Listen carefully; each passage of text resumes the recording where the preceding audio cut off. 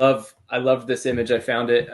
Really, all of us are in this role in RevOps, trying to navigate our way through how do we add the most value. We're not just out here like most finance departments think, just buying software to buy software, and hey, you're adding to the top line expenses. But really, that ultimate prize is finding something that leads to more revenue. It leads to the ROI. And what we're going to talk about today is really how to navigate through all of the maze and the details and everything to get to that ultimate goal. So we broke down that journey, that tech buying journey, into 5 parts. Assessing your current stack, assessing vendors to add to that, the contracting process, the implementation process, and then adoption and forward.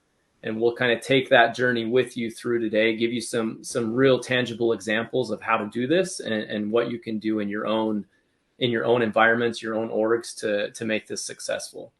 So with that being said, let's talk about current tech stack. So I'm gonna give this over to John here to start us out, and just ask, when he's assessing what he currently has, just what's your process there? I have a little video or a visual here of a SWOT analysis, but how do you go about figuring out how your current stack is performing, John?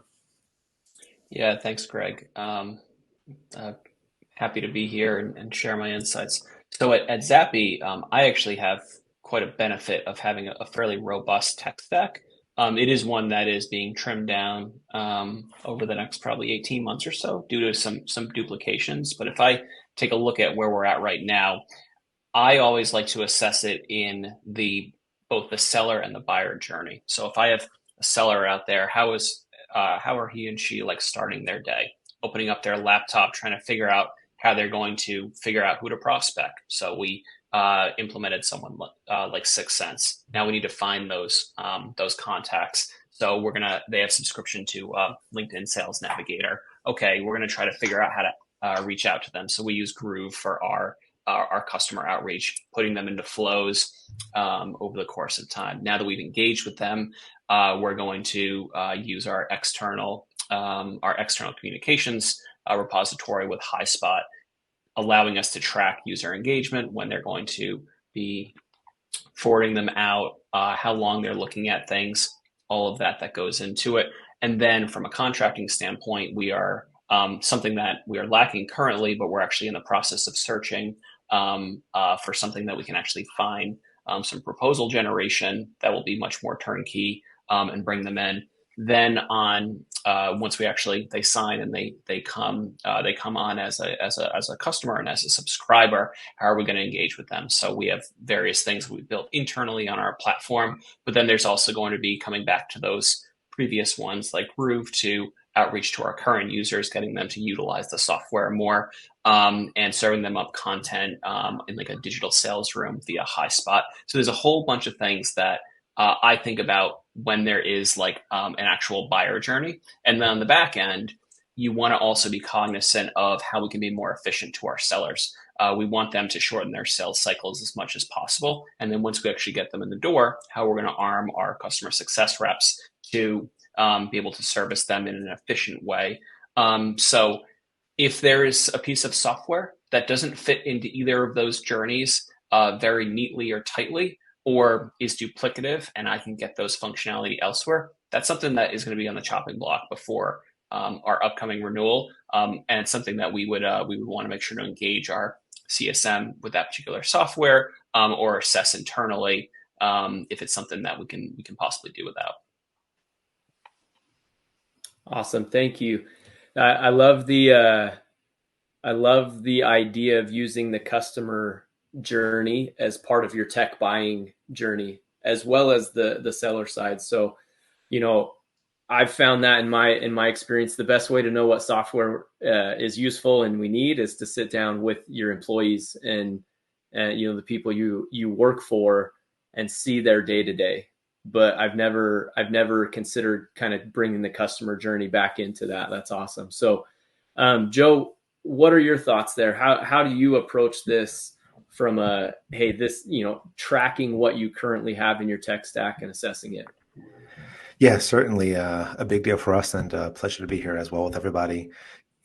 Nowadays it's so easy to procure a piece of software. You add something to the mix. The sales pitch is wonderful, but you really have to get the value out of it, right? Especially as teams look in these days to cut costs, to be more responsible. The tools that you implement, the things that you purchase into your tech stack, have to be able to provide value relatively quickly. So we like to take a sort of a structured approach to maintaining a sheet of all the applications that we're currently using, how many users, what their costs are, what the renewal dates, if they're having an impact. And we review that quite often to ensure that we are continuing to serve the business from a tooling point of view in a way that is, fiscally responsible and also producing, the level of impact that we're expecting, from each tool. So our processes are pretty detailed. That's awesome.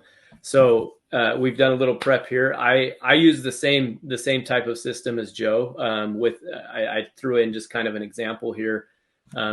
Like Joe said, it's a lot more complex than this when you fully build it out. But I love using a software management sheet showing everything we have in our tech stack, what the use case is, what the cost per user, annual, the roles used, our vendor contacts, so that we know who to contact if we need some questions answered.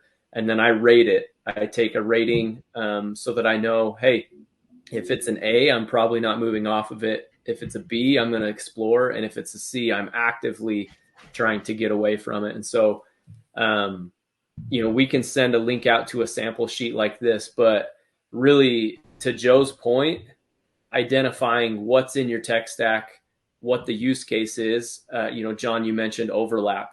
If you track this diligently, you'll find sometimes, the marketing department buys something that you already had a software that could cover it, or the CS team, grabs a trial of something and really helping you adopt the software you already have before you go and buy more software. And so yeah, I think that as you assess the tech stack, just having some type of system is key to be able to know what you have, where it goes. I use this to actually break down a per role cost for software. So we use it in headcount planning. I know if I bring on a new sales rep, I've got to add, $4,500 to the budget for software and ways like that. So great insight from Joe and John there on how to manage your current tech stack.